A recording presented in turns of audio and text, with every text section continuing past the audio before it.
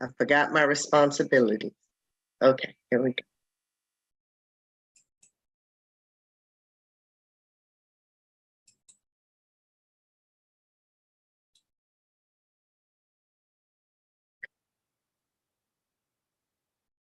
Okay. All right. So we have back with us today Dr. Arwin D. Smallwood. He is the interim vice provost for undergraduate education at North Carolina Agricultural and Technical State University in Greensboro. He received his BA in political science in 1988 and MA in history in 1990 from North Carolina Central University. He received his PhD in early U.S. and African American history from The Ohio State University in 1997. He has taught as a visiting lecturer at North Carolina A&T State University from 1993 to 94. He was Director of African American Studies at Bradley University.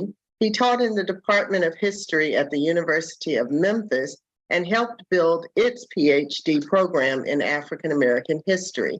He then became the chair of the Department of History at North Carolina A&T State University, and latter chair of the newly organized Department of History and Political Science from 2018 to 2022. Let's give a warm part 2 welcome to Dr. Arwin Smallwood. And Dr. Smallwood, the time is yours. Thank you very much, Ms. Sanders. I appreciate it. And I appreciate the opportunity to come back and continue the presentation that I started in our last meeting. I'm going to pick up where we left off in terms of discussing the Black presence in North Carolina and its impact. So we're going to pick up where we left off. I mean, we ended our discussion talking about slavery and talking about the impact of slavery and, you know, in the New World with Native Americans, et cetera. And so I'm going to basically move from there and now begin to talk about early African presence in North Carolina between 1584 and 85, or between 1584 and 1607. There's been a lot about the 1619 project in Virginia, and I think many people see the African presence in the New World as being 1619, and that's not the case. The Spanish were actually the first to bring Africans to the New World, and they brought them throughout Florida, and I think I touched on some of this in our last lecture, throughout Florida and what is now Alabama, Mississippi, Louisiana, and even as far north as North Carolina and Virginia. And so we had an African presence in terms of the Spanish in North Carolina in the 1567, 68, and then also in Virginia in 1570, 1571. And so later, we have the English bring in Africans, you know, not as slaves, but basically as soldiers in 1584, 1586, during their explorations of North Carolina between 1584 and 87. And so today we're going to pick up with that discussion, and we're going to talk a little bit more about the African presence in what we call the Albemarle region of North Carolina, which is the border region between Virginia. Virginia and North Carolina in this area share the Great Dismal Swamp, and really culturally, and really even in terms of blood ties, the white families and the Black families, and then the native peoples of the Chesapeake region of Virginia and the Albemarle Sound region of Northeast North Carolina and the Roanoke River Valley region are all really connected and linked by kinship and by blood. The English attempted to settle Roanoke Island in eastern North Carolina. That settlement failed, and then they basically moved from Roanoke Island to Virginia and then moved down. But prior to that, in 1586-87, when the English were trying to plant their colony, which became known as the Lost Colony on Roanoke Island, the Spanish were already in what we call today Jamestown, Virginia, and they'd already established a mission there, and they had already begun to Christianize the Powhatan Indians. But there was a great uprising amongst the Indians there, and they drove the Spaniards out because of the cruelties that the Spanish had practiced against them. And many of the native people from that area, who were Algonquin-speaking Indians, were forced out of the Chesapeake Bay area down into northeastern North Carolina. And so they end up settling with the Iroquois-speaking people, the Tuscaroras in particular, in northeastern North Carolina. So today we're going to talk a little bit about that. And those of you who are genealogists and you're looking at early genealogy and looking at early families, whether they're Black or white or a combination, a hybrid, mix of Indian, Black and white, you're looking at Virginia, but you have to remember that early Virginia was really North Carolina. Eastern North Carolina was Virginia. And then, Eastern North Carolina and what we know of as Virginia today, the Chesapeake, that became altogether Virginia, what you're looking at right here, Virginia. And then Eastern North Carolina became Old Virginia. And what we know of as Virginia today in the Chesapeake became Virginia proper. And that's important when looking at old documents and old records and trying to understand where people came from and where they actually were living, because you might be looking at records that say Virginia, but they really mean North Carolina, and they mean the Albemarle region of North Carolina. And Albemarle County was the first county in North Carolina, and it encompasses the light yellow area here from the Roanoke River eastward to the Outer Banks, including what is today Chowan County, Pasquotank County, Perquimans County, Camden County, and of course, Bertie County. And then of course, Bertie now is broken up into Gates County, Hertford County, Northampton County, Halifax County, and also on the southern border, Martin County and Edgecombe County, where today Tarboro and Williamston are located.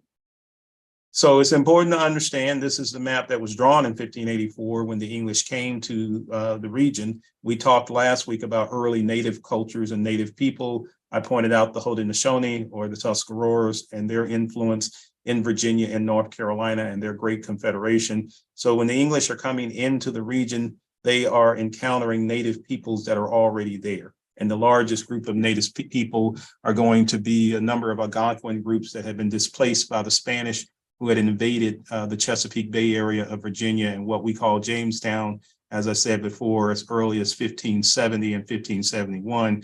And then the English, they explore the Albemarle Sound. If you can see this map, if you were to turn it on its side, it looks identical to the area we just looked at. So it's important to understand that the English, begin their process of mapping and exploring Eastern North Carolina.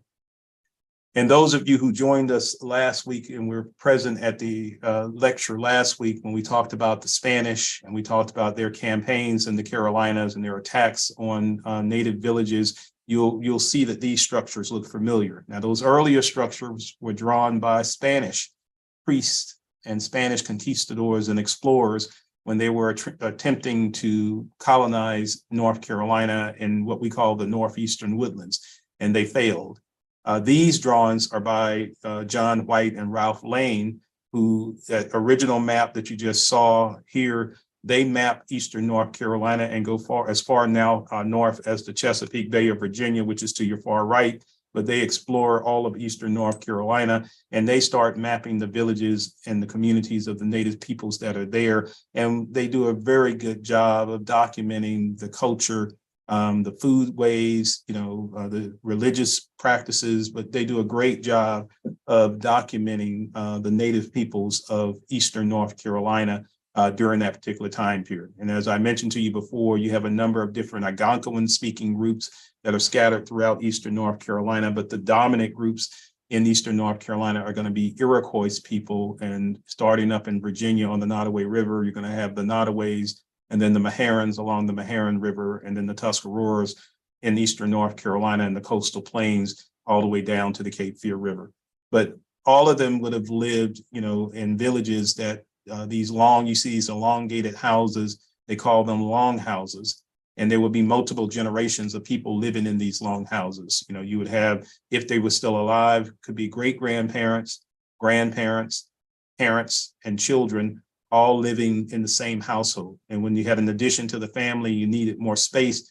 They called it adding to the rafters, where they would just take the wall off and they would extend the longhouse so they could accommodate the growing family, and then they would enclose the structure again. And that's why the Iroquois called their houses longhouses. And they often say they would add to the rafters. It was metaphorical, and they would talk about that in terms of adding other Indian nations to their confederation, that they were adding to the longhouse, and they meant it literally, because as their families expanded and the men always moved in with the families of their wives. They married their wife, and they would move into their wife's home, and they became protectors of their wife's family. That was the Iroquois way. You know, they were a matriarchal society. And so the children took the nation of the mother and took the family name and the family clan of the mother. And the men supported the women and supported their families once they married a woman and had children with her. Also, in terms of the landscape, the fertile landscape, in terms of the Albemarle Sound areas of North Carolina, it shows you in the illustrations and drawings that were done by the English in that period, you know, how abundant, you know, fish were, all types of fish. And the waters were clear. I talk to people, if you've ever been to Eastern North Carolina and been to the Albemarle Sound in Eastern North Carolina, the Albemarle and Pamlico Sound, during this period, the water was so clear that you could see to the bottom of the sound, and it was full of oysters and clams. Literally, the bottom of the sound was littered with oysters and clams that purified the water. You know, they took all of the impurities out of the water, and then there was just abundance of all kinds of fish. And there are certain parts of the sound, if you've ever been out into the Albemarle Sound, it looks like a massive body of water, and it looks very deep. But there are certain portions of the sound that are shallow enough, as you see here, where you could wade through it, or it definitely was not any deeper than knee deep or waist deep. And so the native people in Eastern North Carolina, you know, used the sounds and the abundance of the sounds to feed their families and to take care of their villages.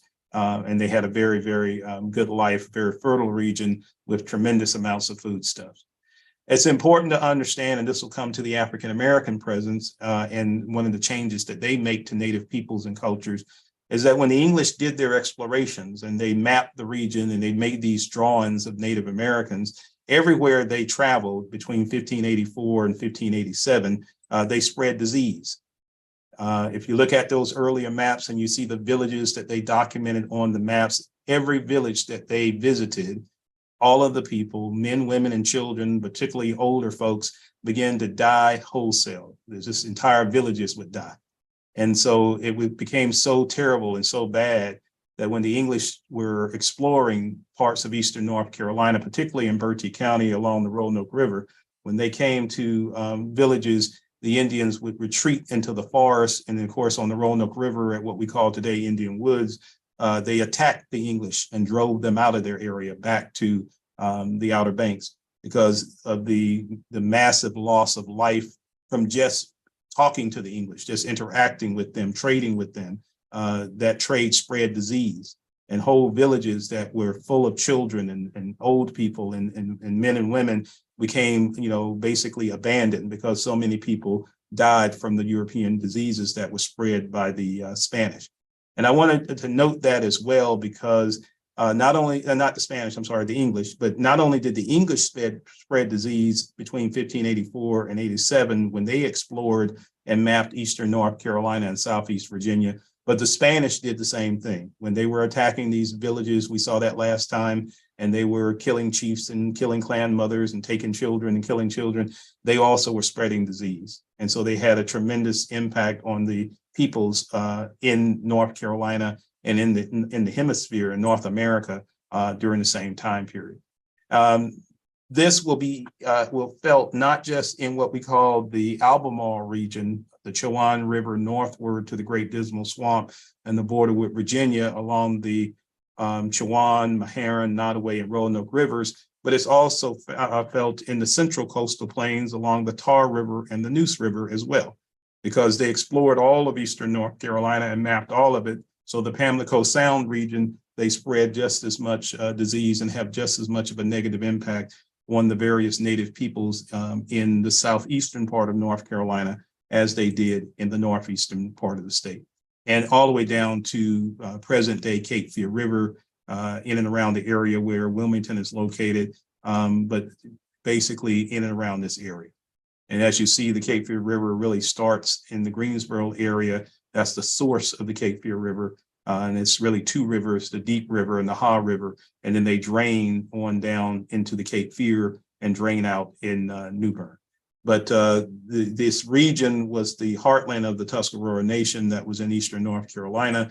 And it's just important that people understand that the Europeans, the English in particular, not only did they devastate the traditional Native Americans in eastern North Carolina from their disease, not warfare so much, just disease, was enough to really decimate and eliminate large numbers of Native people in eastern North Carolina on the coastal plains as well as in the interior.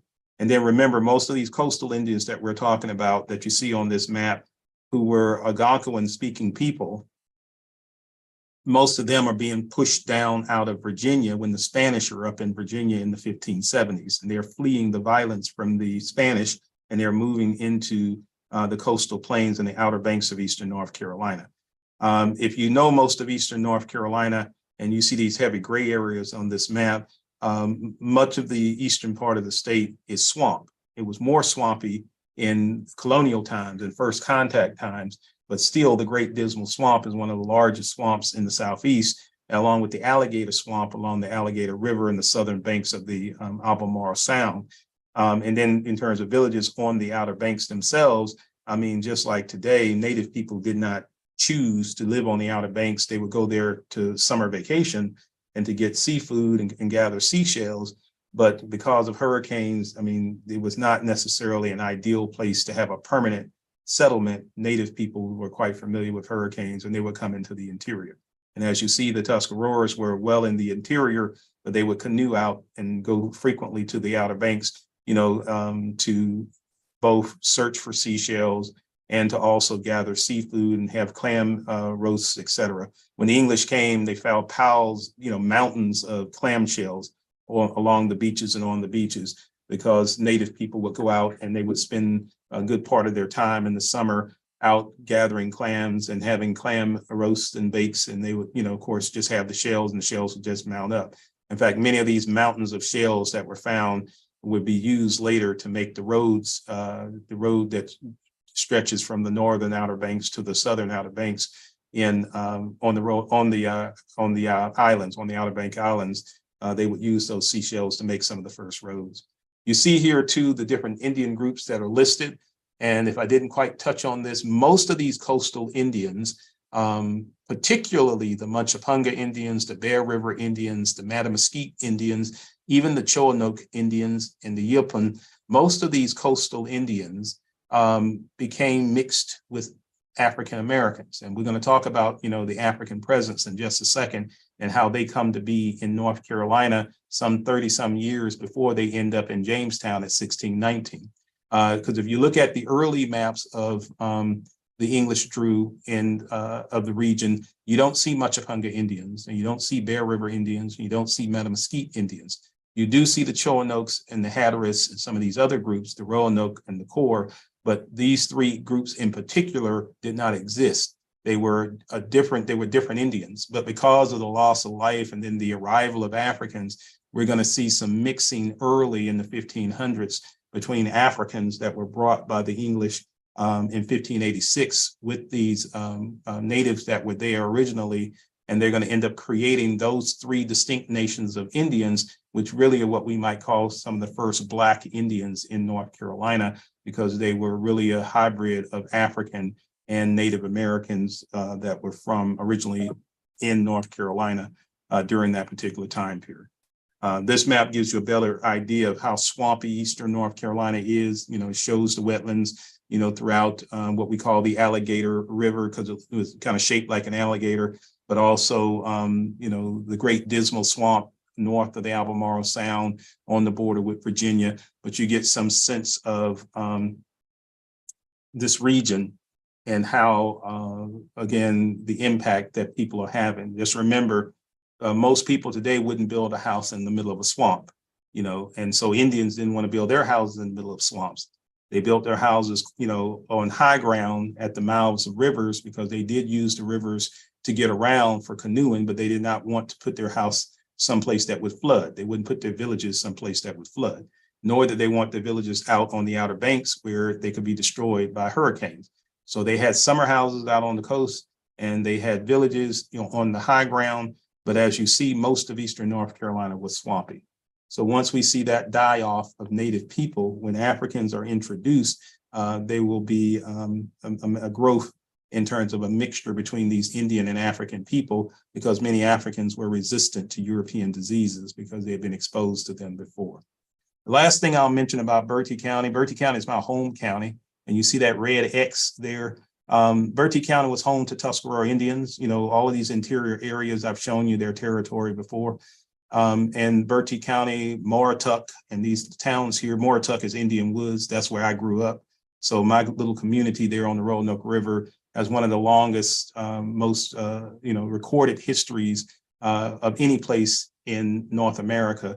And that includes Virginia and Massachusetts, the Northeast, any place else. It's consistently in the historical record, as an inhabited place, first by Native people, then by Native and Black people and mixed race people, all the way down to the present day. And then the red X represents the lost colony near Salmon Creek. There's been quite a few excavations being done there. People have been trying to find out what happened to that white colony that was left on Roanoke in 1587. The Tuscaroras have always said that they were the ones who, after attacking the English on the Roanoke River in 1585-86 and 1586, forcing the English to flee back to the island, where they were picked up by Sir Francis Drake, who was coming up from the Caribbean with a shipload of African maroons and soldiers, over 600 of them. And they picked up the white explorers and left those Africans on Roanoke Island, and they went back to England. Now, most people know about the lost colony in North Carolina in 1587. I don't think very many people know anything at all about what we call Drake's 600, the regiment that he left of Black troops well armed with English guns on Roanoke Island a year before, who also went missing. And so it's pretty clear to me from the archaeological evidence that those people merged with those Indian groups I just mentioned to you, the Bear River, the Mattamuskeet, and the Munchapunga, because those people, they're still descendants of them, still down in Hyde County and in that region today, and they'll tell you they were always there. And basically, it's Africans merging with the native Indian population that really was there. And they still exist and thrive in Eastern North Carolina today. This is a reenactment of the Tuscaroras attacking the English on the Roanoke River at my place, Indian Woods. The Tuscaroras, because of all of the deaths that had been caused by the English making contact with other native people, did not want them anywhere in their territory. So when they saw them coming up the Roanoke River, they immediately attacked them at what is today Williamston on the south side of the river. They attacked them, and then the English, retreated and headed back to the safety of Fort Raleigh on the island. And the Tuscaroras, through their oral traditions, have always said they pursued them to the island. And they, because they went back and they found the white settlers on the island, they took the women and children and brought them back up the Roanoke River to Bertie County. So that's what the Tuscaroras have always said. So when we talk about, Drake's 600, 700, but his regiment, his African regiment, it's important to understand that Sir Francis Drake, 33 years before the arrival of Africans at Jamestown in 1619, brought over 600 well-armed Africans, up from the Caribbean. And as a reward for them fighting for England against the Spanish, attacking Spanish ships and seizing Spanish gold, they left those Africans, gave them their freedom, and left them on Roanoke Island. Now, when the whites came back in 1587, a year later, there were no Africans there. There was nobody on the island. The island was abandoned. And most of these Africans that the English had enlisted to fight for them and they had, taken out of the Caribbean, these were soldiers, and they were well armed, and they were basically maroons, which means they were runaway slaves who had been guerrilla fighters in the Caribbean against the Spanish. And so they were accustomed to living in the swamps and living in the mountains.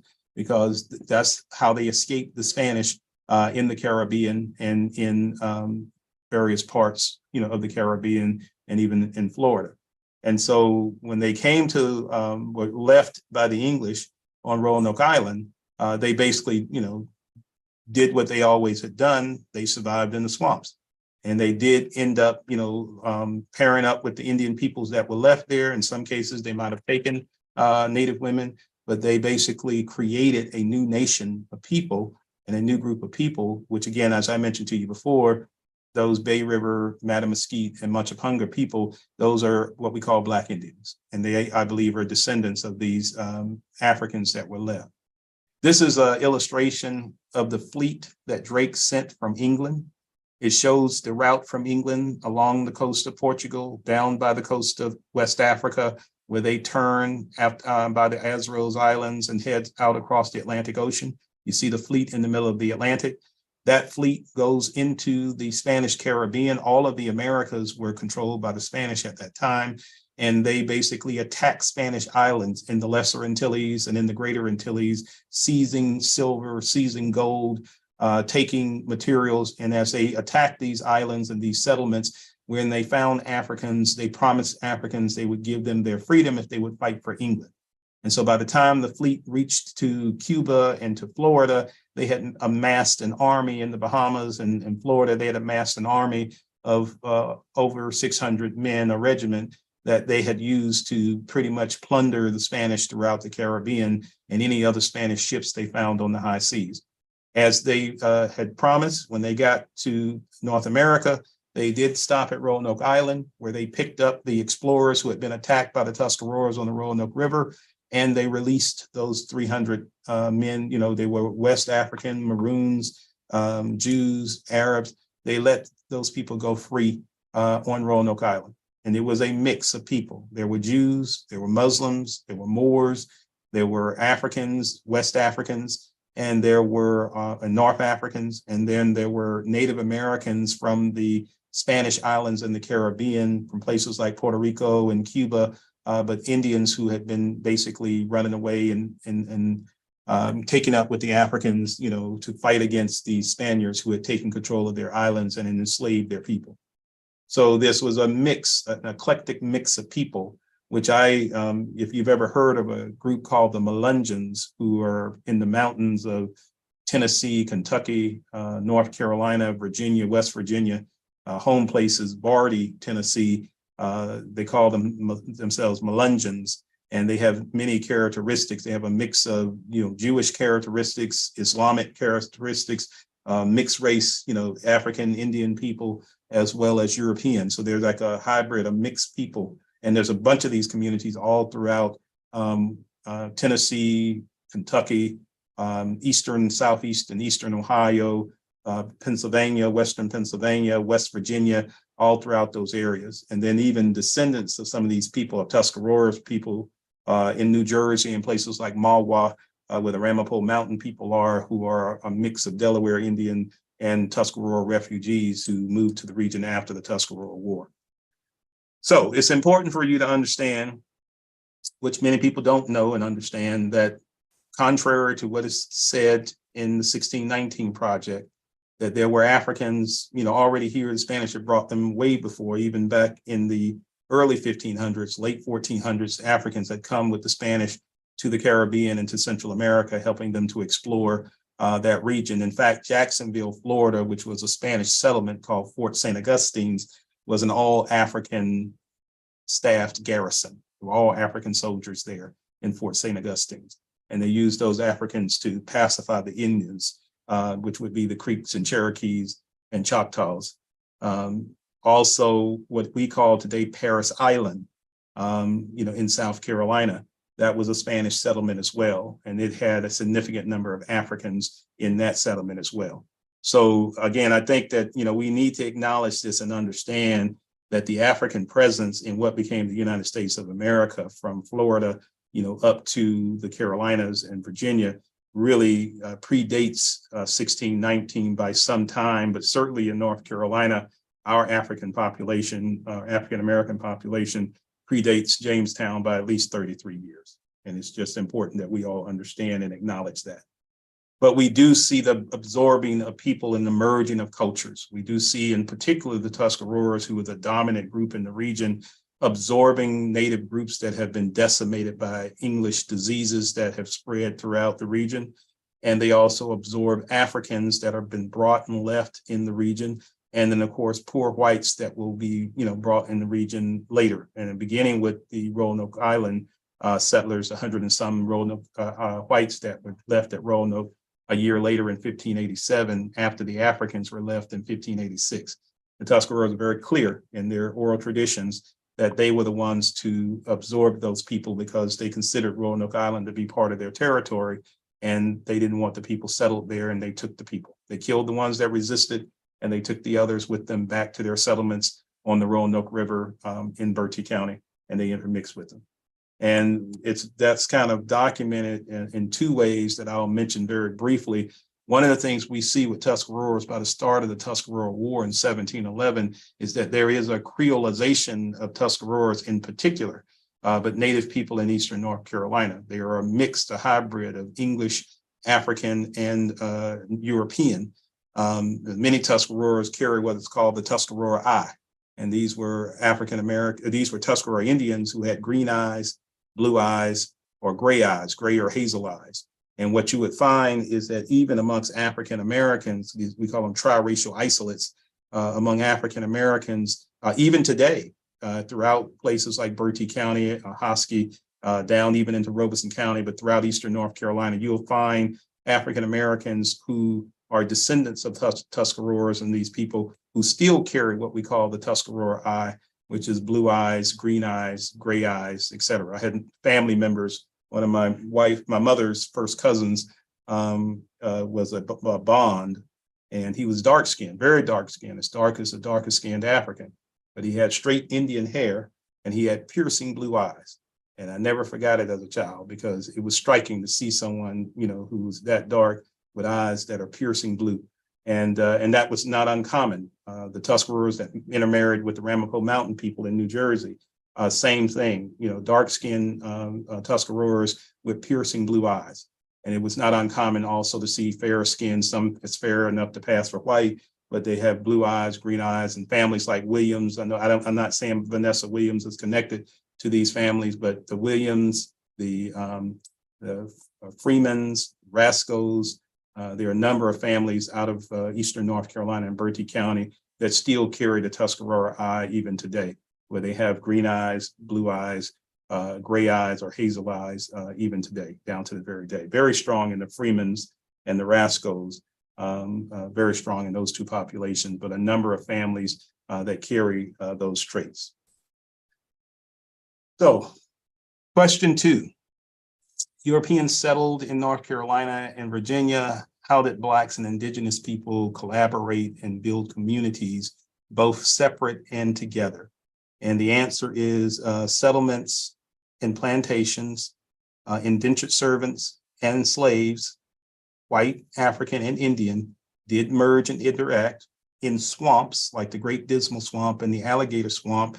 Both Indians who were fleeing persecution moved into those swamps. Whites who had been brought as indentured servants and didn't want to live as indentured servants ran away and went with the Indians into these swamps. And so did the Africans. Later, when African slaves are being brought to Virginia in 1619, they run away into the Great Dismal Swamp and into the Alligator Swamp as well. And these three groups intermarry and intermix in those swamps and create whole new communities of what we call triracial isolates in these swamps. And whites were fearful of the swamps, and they were fearful of these Indians. They were fearful of the Machapunga, the Bear River, and the Mattamuskeet because they couldn't track the Indians in the swamps.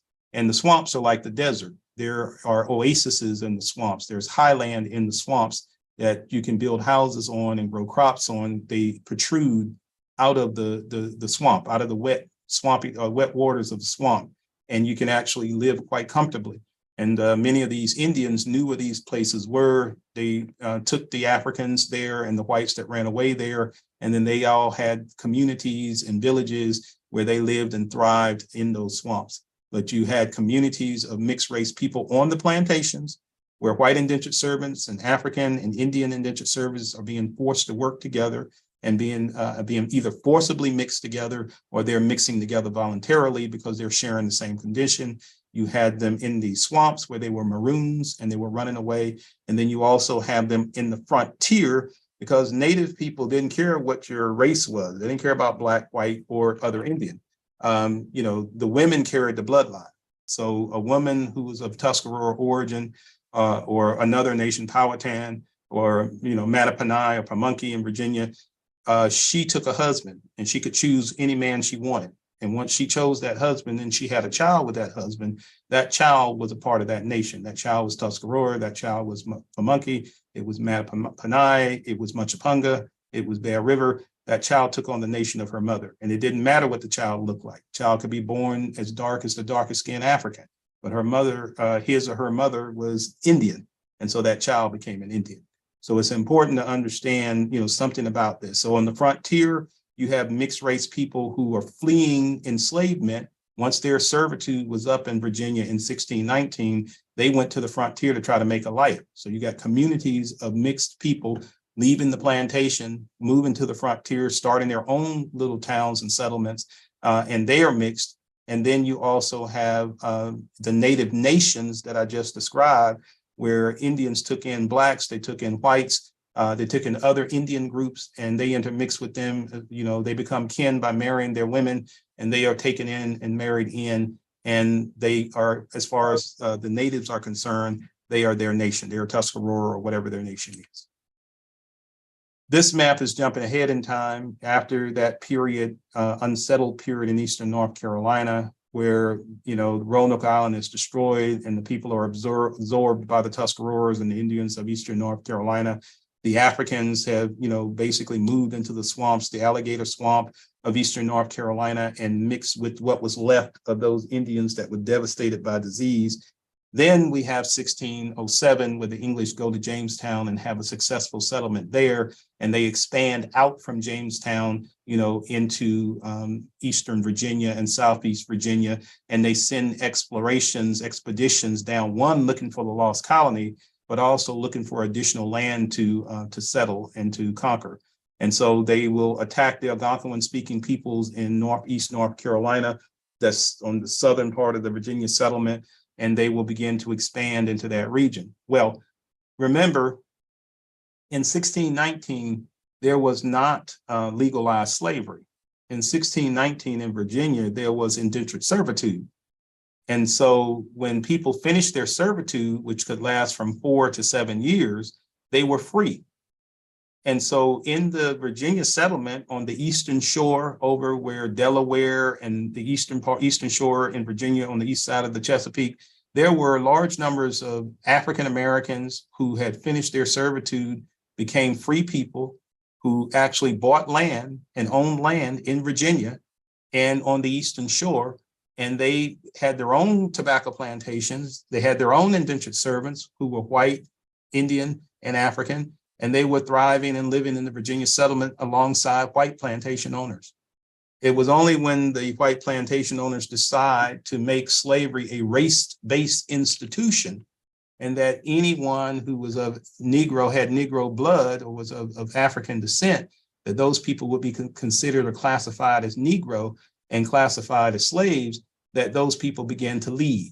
So they leave Virginia and they flee to the eastern shore, and they flee south down into Bertie County along the Roanoke River. Many mixed race and free blacks who had become free between 1619, after that 1619 period, until Virginia really starts to legalize slavery and legalize race-based slavery in the middle 1600s, they will flee to eastern North Carolina, and they will settle particularly on the Roanoke River and in areas of eastern North Carolina where they felt welcomed by the Tuscarora Indians and the other nations of Indians that were living in those areas. And this just shows you that now growth in Virginia and the impact that it's having on eastern North Carolina. You see your Maharons and your Nottaways and your Tuscaroras on the frontier. I already told you they don't have any problem with Africans or other Indians or Europeans. So they're intermixing with these people who run away from their servitude, and they end up settling with them throughout Southeast Virginia and Eastern North Carolina.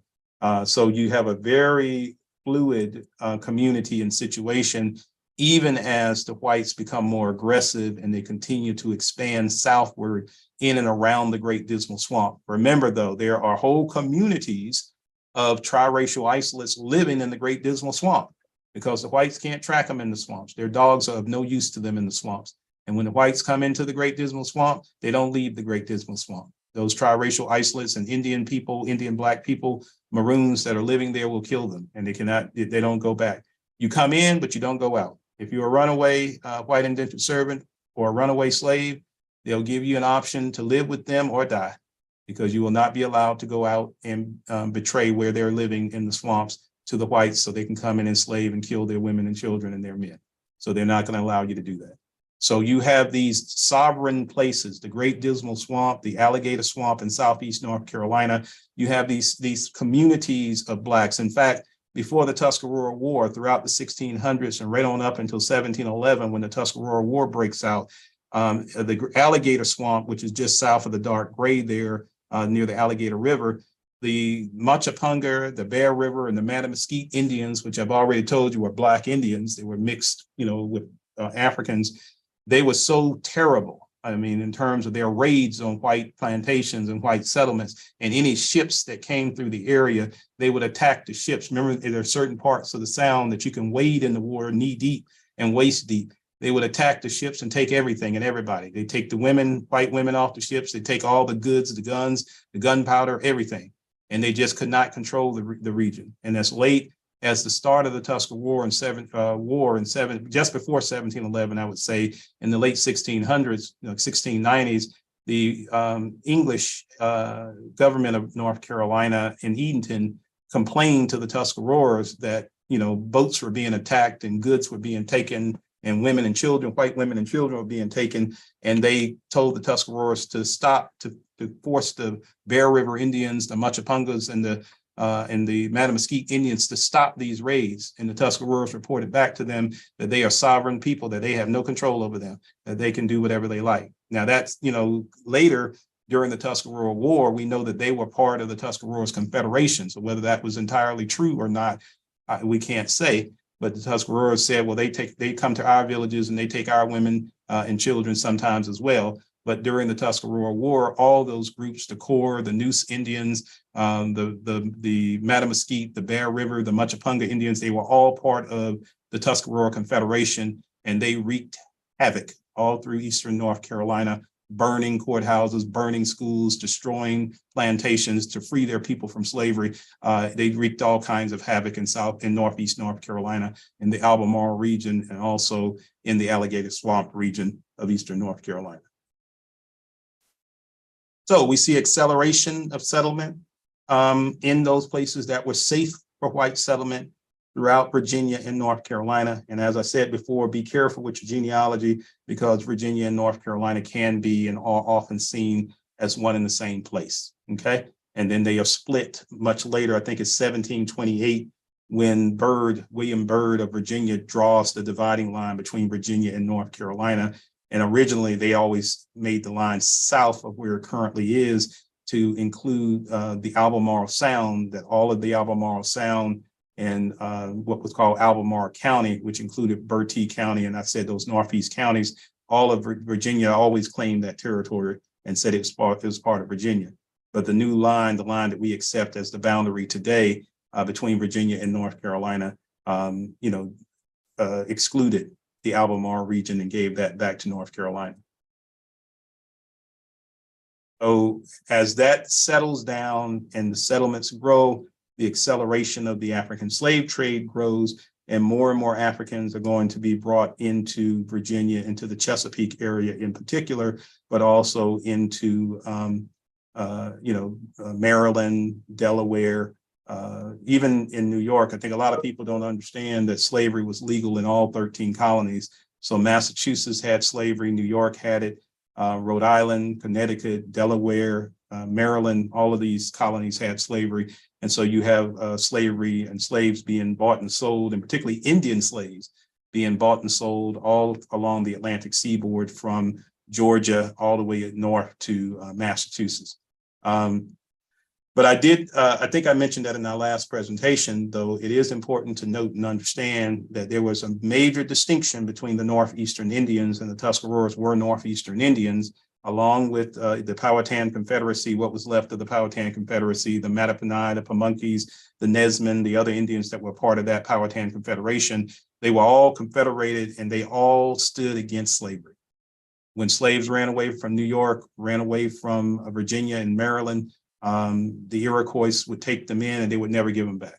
When they ran away to the Tuscaroras in North Carolina and the Maroons and the Nottaways, they would never give them back. So there was already a divide. The Indian people were a threat to these settlements. They were small, they were trying to develop, and they were opposed to African and Indian slavery because whites were kidnapping Indian women and children and selling them into slavery as well. And so the Northeast just kind of developed very differently, but understand that Virginia and North Carolina were intimately connected to the Northeast, to New York and Pennsylvania, with the 5 nations of what we call the Iroquois Confederacy. And all of those Indians in the Ohio Valley who were under their protection and under their confederation, along with the Delaware Indians, the Nanticoke Indians, which you can see on this map, and the other groups that were there. The other thing I'll point out to you, and with this map being up, is just like I mentioned to you about the Machapunga, the Bear River, and the Mattamuskeet Indians in North Carolina being Black Indians. The Nanticoke Indians, if you look at the green area of Maryland and Virginia, and you look between the blue where the Swedes were before the English, the Dutch defeated the Swedes, and then the English defeated the Dutch and took New Jersey, what was called New Sweden, and they took the Hudson River Valley and Long Island for the English. The Nanticokes, which sit there on that island in what is today Delaware and New Jersey, well, Delaware and parts of Maryland, but Delaware.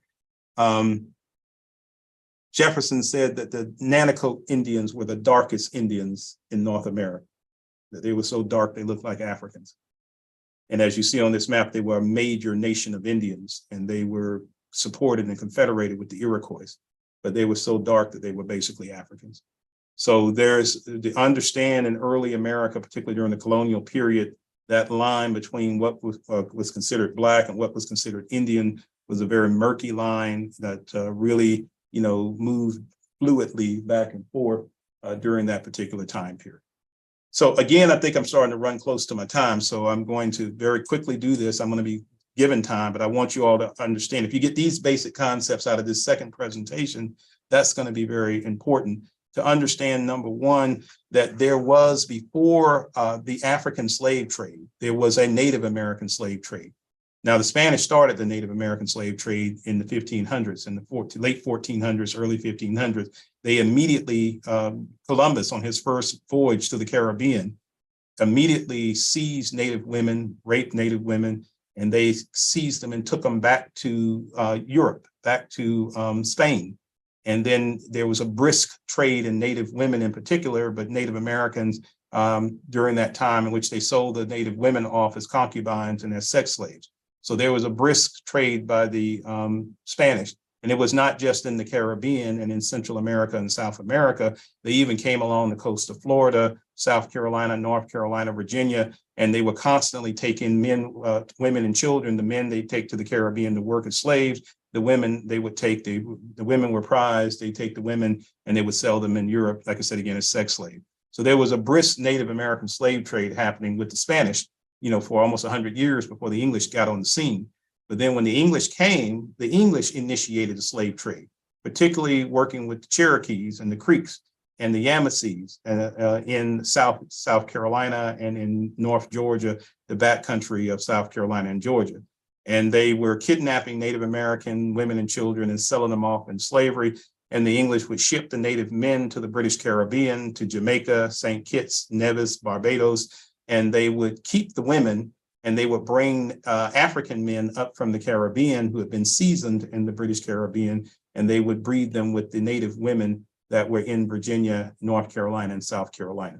So the foundation of British slavery, and Alan Gallay, his book, Native American Slave Trade and the Rise of the British Empire, talks about the tens of thousands of Native Americans, just 20,000 alone from Florida, that with the help of the Cherokees were destroyed and kidnapped and sold into slavery at Charleston and then shipped out to the Caribbean.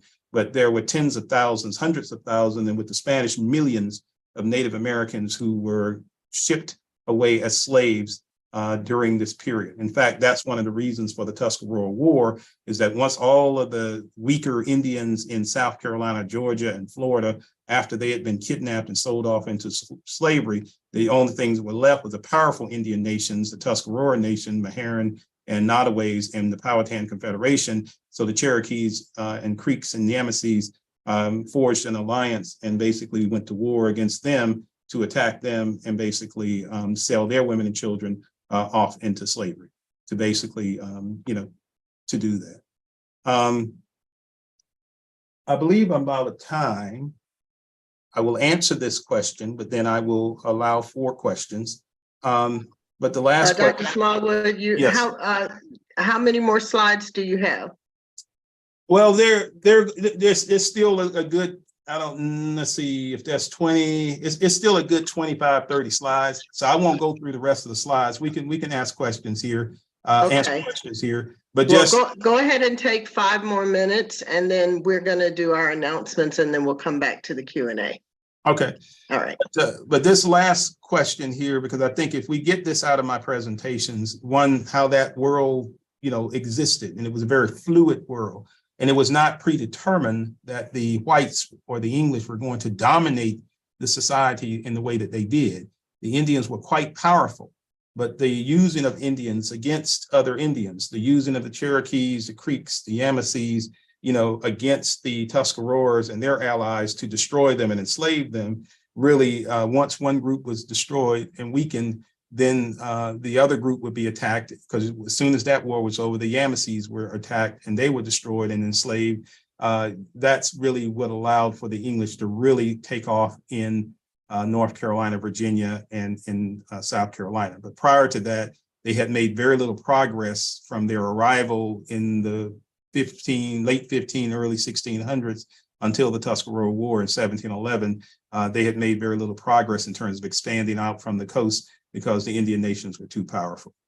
But as this answers the question, it says, it did lead to the Native American slave trade. And unfortunately, the Cherokees, the Creeks, the Yamasees, were heavily involved in the coastal Atlantic Native American slave trade. And it did also lead to the split in the Native American nations into slave-holding Indians and non-slave-holding Indians. The Northeastern Indians, as I pointed out to you, the Tuscaroras, the Mohawks, the Onondagas, the Cayugas, the Oneidas, the Senecas, the Powhatans, the Nottaways, the Meherrins, they were opposed to slavery, Indian slavery and African slavery. And they refused to return runaway slaves. They took them in, they intermixed and intermarried with them, but they refused to return them. The slave-holding Indians, the Cherokees, the Creeks, the Choctaws, the Chickasaws, the Yamasees, they actually served as slave catchers for whites in South Carolina. They delivered up other Indians as slaves, and when Africans ran away, they delivered the Africans back to the whites as slaves as well. And eventually, at the insistence of South Carolinians and Georgians, they began to actually practice African slavery themselves, and they held Africans in bondage until 1870 in Oklahoma. In fact, when slavery was abolished by the U.S. government in 1865, the Cherokee Nation and the 5 civilized tribes of Oklahoma held their African slaves until 1870. But Oklahoma was taken from them because they had sided with the Confederacy and fought for the Confederacy during the Civil War, and the U.S. government punished them by taking Oklahoma from them and forcing them to free their slaves. And there were tens of thousands of them, that were there in Oklahoma, and they are still there. They're called the freedmen. They are still Blacks that live in and on those reservations, who became citizens of the Cherokee Nation and citizens of the Choctaw and Chickasaw nations, because they had been held by them as slaves and their ancestors going all the way back to the 1600s. So just a very interesting thing. And then, of course, the last piece here caused many African Americans to become mixed with Native Americans because of this, not just enslavement, but also the fact that Native nations harbored them as runaway slaves. So they end up mixing with them. And in many cases, they become Indian and consider themselves Indian. So I'm going to stop there and let the announcements be made and entertain questions if there are questions. The only other piece I'll put up here for you all to see is this evolution of slavery in Jamestown, Virginia, because the one piece I did want you to see is we talk about the children following the condition of their mother. One of the reasons why that was legalized is because they knew that native traditions were that the child became the nation of the mother. So if the mother was an Indian nation, then they would be considered free. So they altered that, they changed that. And then they also, again, began to ban interracial marriages because there were a lot of interracial marriages between whites and blacks, Indians and blacks, Indian blacks and whites. So they actually ended up passing legislation to ban that. And then the more important piece of legislation that I think is important, I mean, you all can see this online, but the defining of slavery as a lifelong condition in 1664 in Maryland and basically Virginia as well. In 1670, free blacks and Indians are not allowed to purchase Christian indentured servants, which meant they were doing that before. Indians being captured and sold as slaves, captured elsewhere could be sold as slaves in Virginia. But we see an evolution of laws dealing with not just slavery, but dealing with this relationship between blacks, Indians, and whites during that particular time period. 1682, and that's where I will stop. All servants who were Negroes, Moors, mulattoes, or Indians were to be considered slaves at the time of their purchase if either their parents nor country were Christians. The fact that they're acknowledging that there were Moors, going back to that early settlement in North Carolina, that mulattoes really originally were a mix of Indian and black or Indian and white people, but they were Indians. But the fact that you have, this evolution of laws dealing with this mixture, again, helps people better understand what was happening. Owners are to be compensated if Negroes, mulattoes, or slaves are killed. But then down here, that forbidden miscegenation between the English, but a white man or woman who marries a Negro, mulatto, or Indian is to be banished. Any free English woman who bears a bastard child by a Negro or mulatto will be fined. And if we cannot pay the fine, she will be indentured for 5 years, and the children will be indentured until the age of 30. The point that I'm making here with these laws that are evolving in the 1690s is what led to the fleeing of mixed race people from Virginia into North Carolina and to the frontier. But the fact that you have a law that talks about these intermarriages helps you understand that it was pretty frequent. We don't pass a law to stop something from happening unless it's happening fairly frequently, and we don't want it to continue. Drunk drivers, seat belts, anything you can think of when a law is passed, that's because it's been causing some serious problems and people want to stop it. So it's important to understand that in the early colonial world, between 1619 and this period, 1690s, there was a great deal of fluidity between Indians, blacks, and whites, and they were intermixing, they were intermarrying, they were having children together, they were cohabitating together, and it was a very, very different world. But the government attempted to legalize slavery and separate these groups of people. And basically, if you had any mixture whatsoever, then you became a Negro. And they just looped all of the Indians, all the black, all the white people together under Negro, and then they made them all slaves for the rest of their natural lives. So I'll stop there. Dr. Smallwood, thank you so much. My head is just busting wide open. Can you go ahead and stop your share? And we'd like to bring everybody back up, and I'm going to stop the YouTube. To those who were listening on YouTube, thank you for being with us. We are now going into our Q&A with Dr. Smallwood, and for that, you have got to be part of our Zoom. So thank you.